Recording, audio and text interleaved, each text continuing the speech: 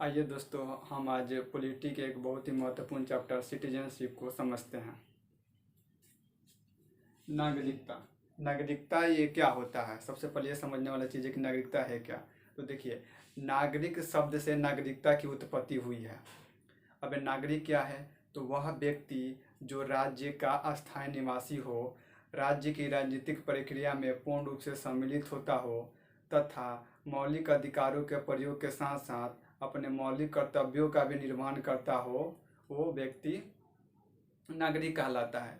अब देखिए, नागरिक होने के नाते व्यक्ति को मत देने का अधिकार, चुनाव लड़ने का अधिकार, संवैधानिक पदों पर आसीन होने का अधिकार तथा सरकारी सेवाओं के लिए दावा करने का अधिकार प्राप्त होता है, जो किसी विदेशी व्यक्ति के लिए नहीं होता है। यह केवल भारत के नागरिकों के लिए ही उपलब्ध है। अब है कि भारत में नागरिकता कैसी है? तो भारत में एकल नागरिकता है। एकल नागरिकता का क्या अर्थ होता है? जैसे मान लीजिए कि हम जिस भी राज्य में रहते हो, एमपी, महाराष्ट्र, यूपी, बिहार, किसी भी राज्य में हम रहते हो, तो हम उस राज्य के निवासी हैं। हम उस राज्य के निवासी हैं और हम नागरिक भारत के हैं। किसी भी राज्य में हम रह रहे हों, हम अपने देश के नागरिक हैं और अपने राज्य के निवासी हैं। तो भारत में कैसी नागरिकता है? एकल नागरिकता है। और एकल नागरिकता कहाँ से लिया गया है? तो ब्रिटेन से लिया गया है। भारत में एकल नागरिकता है जो ब्रिटेन से लिया गया है। तो आइए हम देखते हैं कि संविधान में जो नागरिकता का उल्लेख किया गया है वह किस भाग में और किस अनुच्छेद में किया गया है। तो भाग 2 और अनुच्छेद 5 से 11 तक इसका उल्लेख किया गया है। नागरिकता का उल्लेख भाग 2 अनुच्छेद 5 से 11 तक किया गया है। अब आइए देखते हैं अनुच्छेद 5 से लेकर 11 तक में क्या क्या है, इसको देखते हैं और समझते हैं।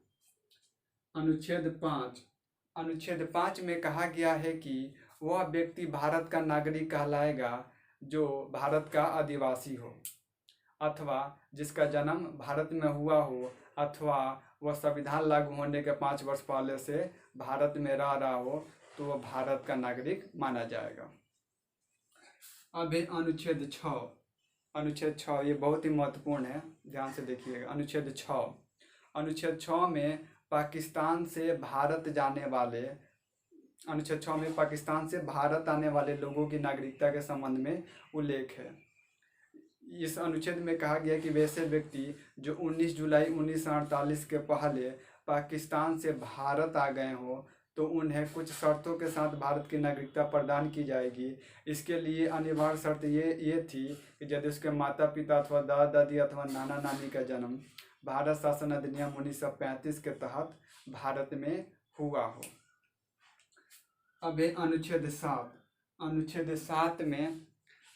7 में भारत से पाकिस्तान जाने वाले लोगों के नागरिकता के संबंध में उल्लेख है। इस अनुच्छेद में कहा गया है कि वैसे व्यक्ति जो 1 मार्च 1947 के बाद भारत से पाकिस्तान चले गए हों और पुनः भारत सरकार की अनुमति से 19 जुलाई 1948 के पहले भारत लौट आए हों, तो उन्हें पुनः भारत की नागरिकता प्रदान की जाएगी।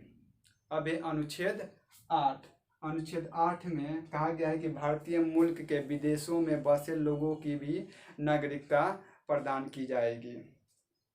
अब अनुच्छेद 9 महत्वपूर्ण, इसको ध्यान से समझिएगा, बहुत बार एग्जाम में भी पूछा अनुच्छेद 9 के बारे में। अनुच्छेद 9 में कहा गया है कि यदि कोई भारत का नागरिक किसी अन्य देश की नागरिकता स्वीकार कर लेता है, तो उसकी भारत की नागरिकता स्वतः समाप्त कर दी जाएगी, यानी समाप्त हो जाएगी। यानी भारत का कोई नागरिक है, अगर मान लीजिए अमेरिका में जाकर वहाँ की नागरिकता अगर प्रदान कर लेता है, तो यहाँ की नागरिकता उसकी समाप्त कर दी जाएगी।